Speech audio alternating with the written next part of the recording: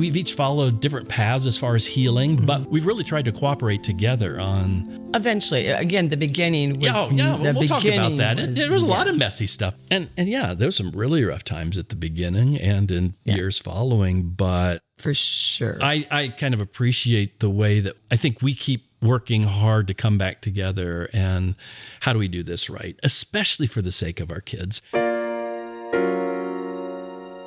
This is the third and final episode of my conversation with Konnie, my ex-wife. In the first two episodes, we talked about our marriage and about my affair. Now we'll talk about what the years since our divorce have actually looked like, and what we built, slowly and imperfectly, out of what remained. We've had hard seasons between us. There were moments when cooperation was strained, and the weight of our history made everything heavier. But through it all, we kept coming back to the same commitment.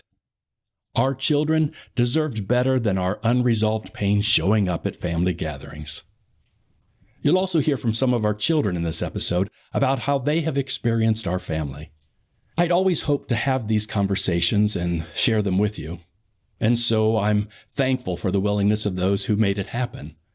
Konnie, of course, and her husband, and our children. Ours is a story of grace over failure, of hope over pain. And this episode is about what forgiveness looks like when it's lived out over decades, not just announced in a single moment. I hope it encourages you. Welcome to The Recovery Room, a podcast presented by affairhealing.com. In this healing place, in this healing place. So you wear scars, and our children wear scars that are because of me. Well, yeah. And I know there's been growth. I know there's been grace. They've even learned some things through all of that, but the scars are still there. The ripple effect of all of it, I think that's what's hard. There's definitely a ripple effect to those kind of things. It hurts all of those around. Mm-hmm. And it does. And I mean, I get so many kids when I was working at school. Oh, my parents are divorced. It's fine. I look at them and go, I know it's not. I'll just be honest with you. It's not. And it's fine to tell me it's not. And they'll look at me like, oh, you really know it's not? And I'm going to go, yeah, I do. Yeah. I said it always hurts. As well as it gets along, it's a hurt, and you're allowed to have that pain and walk through it. It's not what any kid wants. And it's not, and we weren't a couple fighting in the home. So I think it came as a shock to them. We didn't, like you said, because they didn't see open conflict or division. It was just like a bomb that went off. You would leave, like you said. If it's confronting, you'd leave. Yeah. So there wasn't like an ugly home situation where the kids were seeing that, experiencing that. So it was just kind of the shock to them all when that happened. Yeah. Yeah. And to the degree that they've been able or willing to really deal with that and confront it and work through it, they have learned things and grown. To the degree that it has remained a wound in lives that hasn't been addressed, then, you know, it's... Because we all bring our own pain. I bring my own pain as a single mom, trying to be both, and you can't be both, but just trying to do the single mom and doing it so many times dysfunctionally that I look and go, I'll own all my stuff. Just tell me what it is. I'll own it, because I know I made so many mistakes along the way, desiring to do what's right, but still, you know, I came from a very unhealthy, after you left, trying to just figure myself out, let alone trying to be a mom. I am so wounded. To get myself out of bed and take care of these kids was hard. Yeah. It was hard. And then to get a job on top of it, I often beat myself up for many things that they did not get or have, and got a little angry about that too, then realizing, you know, it did the very best I could. And none of them are like mad at me for it. Right. I'm probably harder on myself than they are about it. Just going, I hear these homes and having so much fun. I'm going, oh, my kids are going, yeah, you didn't have my mom. You did this. I know. But they turned out to be some good kids, man. Yeah. Yeah. That I'm very good. We're very blessed with that.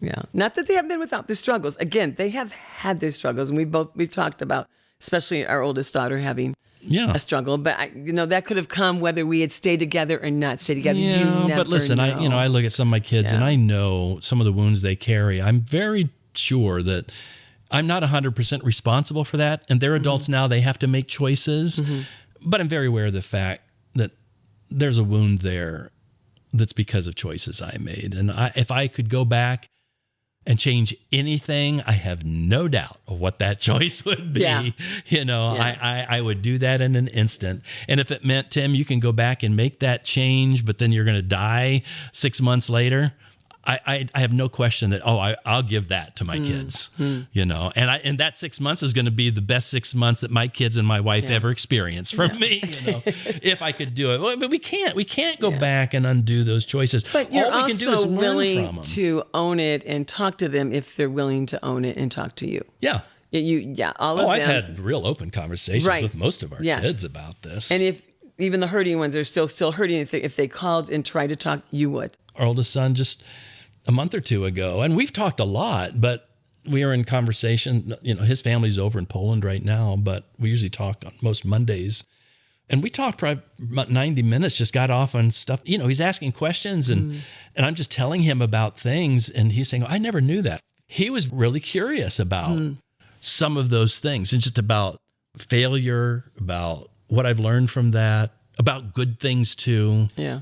I don't mind talking about that. He said, when they're coming back in the summer to visit the States, he said, I'd like to talk more about this. I said, there's nothing you want to bring up or ask me that I won't talk about. Which is good, which is healthy, and which is good. And and maybe some of them getting to that point to be able to do that is harder for some than the others. So, but I think those who've gotten there, it's been healing for them. And those who could get there, I think it would also be healing for them, because not all of them are there. You see marriages that fall apart because they go through this kind of wound, and it's significant. There's a lot of pain that can turn into anger and vengeance and all that sort of stuff. And kids who have to deal with parents that just remain in that adversarial state. Yeah. And then So when they're hard. dealing with graduations or weddings or birth of children, their own children and so forth, they've got to navigate this. ugly. How are we going to keep our parents from being in the same room, or something getting triggered and it turns into some ugly stuff?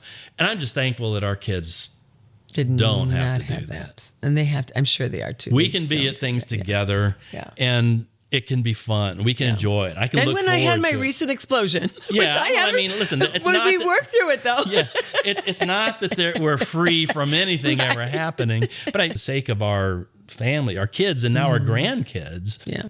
wanting to have an environment in which they get to know both of us in a way that's comfortable and doesn't have to be filled with tension or anything Right. like that. I'm very thankful for that. And for couples that are making the choice to end their marriage, man, really do your best to keep that as a priority. But we must do it well, because our granddaughter said to me, "Now, do you know Papa Tim very well?"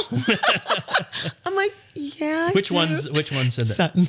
Okay, well, I mean, because she said to me when she was old enough to understand, she Yeah. goes, "Yeah, you and Nana were married once." Yes, we were. Obviously, so I'm glad for their sake. They know that we get along and all that happens, but it's kind of cute. So she knew there was no animosity between us, Yeah. which was good and healthy, Yeah. which I would say all the grandkids would definitely say there isn't any.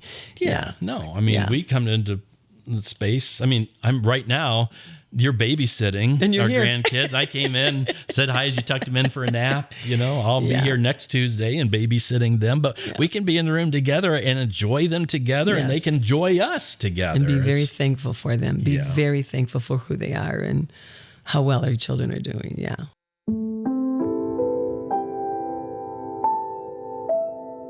Here's what some of our children had to say about our family.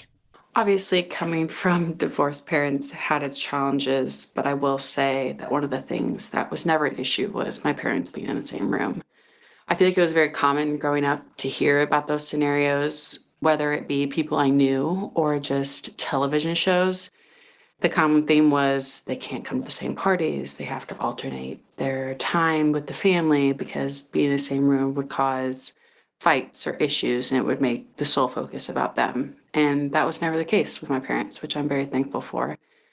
One thing I'm grateful for as a dad is I have 2 daughters in our family now, and they were completely clueless about all of this. We eventually made them aware because we want them to understand our family dynamics and history and what can happen in marriage. But I am grateful that they're clueless because it meant things were peaceful. my parents were able to be together without them sensing tension, which I'm really grateful for.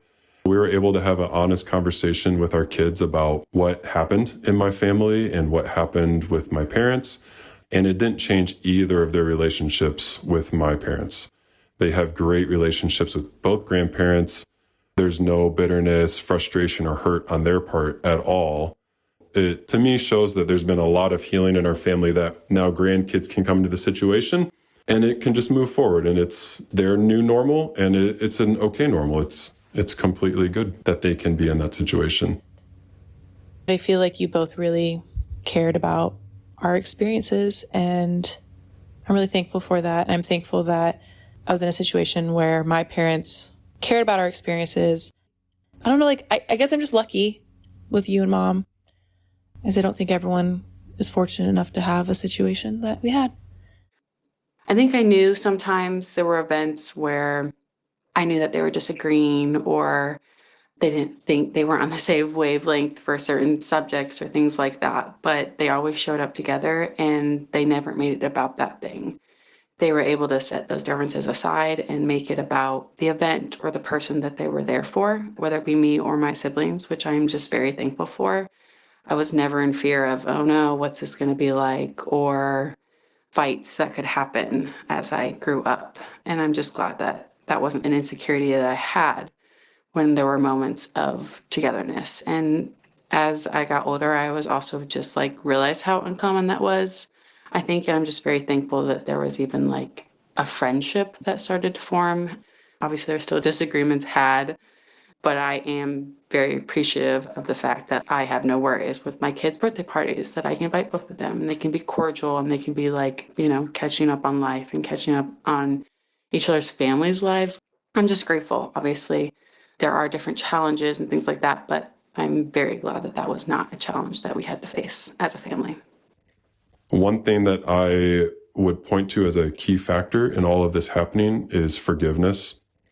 I believe each of us had to wrestle with who we needed to forgive and what we needed to forgive them for. I know I wrestled with when I should forgive my dad and if I wanted to forgive my dad for what happened. And I'm really grateful that I got to a spot where I wanted to forgive him.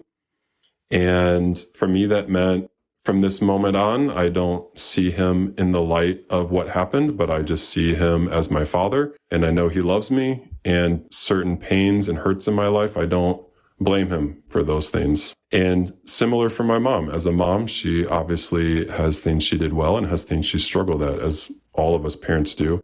And so there's things I forgave my mom for in the whole situation and the hurt that she had and how that can affect our family. And so I think for me, being able to forgive both of them allowed me to be around them and not have bitterness or pain towards them, because I love them and I don't hold any of those things against them. I think that's been a big part of the process for my parents to learn how to do that with each other. And for the rest of us siblings, with our whole family, to learn how to offer forgiveness for each other. I think that's been one of the key factors in being able to move forward in this situation and have peace and some unity in it as a family unit. I feel like you both have done your best to try and be as loving and forgiving as you can and be honest about who you are, your honest feelings about the situations. And I've never gotten this from either of you, that the other person is the complete villain. And I'm very thankful for that. I think there's always this sense of forgiveness. And I think Mom would have come to the point of forgiveness because of her faith. I think that is just who she naturally is. And I think that it helps a lot that you, who you naturally are, who explores and wants honesty and authenticity for yourself, you came to this discovery of who you are and why you made those decisions. There's going to be all kinds of people that listen to this. People who listen to this whose marriage fell apart because of infidelity. And I think there's something for them to be encouraged and learn from our story. There are couples who are together. And I think there's something that they can learn from all of this, especially if they're just together and it's kind of this patched, duct tape around the relationship. They're coexisting, but there's not really healing. And they're Maybe not there's something they talking can about be. the real issues. Yeah. Like if the woman could be honest or the man could be honest Yes, and bring it to the vulnerable, table authentic, and work real. through the Yes. real pain. Just like this is going to hurt and this is really going to hurt. And I'm going to say some things in a loving way that have hurt me, but I want to resolve because I really, and again, what you're saying, because I love you and Yeah. I want to work Yeah. on this. We can have something Yes. better if we'll just go through I've this heard difficult so stuff. many marriages that have come together and said it's better than it was because we were just playing a game before. Yeah. Well, and there's that couple that's maybe listening to this that it hasn't been a full-blown affair and they've just struggled in their own ways, but for whatever reason they're listening to this and they're recognizing we've got vulnerabilities in our relationship that we need to give attention to. And of course, especially for men and women who struggle the way I did of just holding things in, of not understanding why I need to be open and vulnerable and real and authentic. And instead of closing up and protecting myself, why am I that way? How do I understand that that came to be my normal? Is that the story I want to tell? Do I want the people who love me, my spouse, my children, the other family and people in my life, do I want them to experience this version of me for the rest of my life?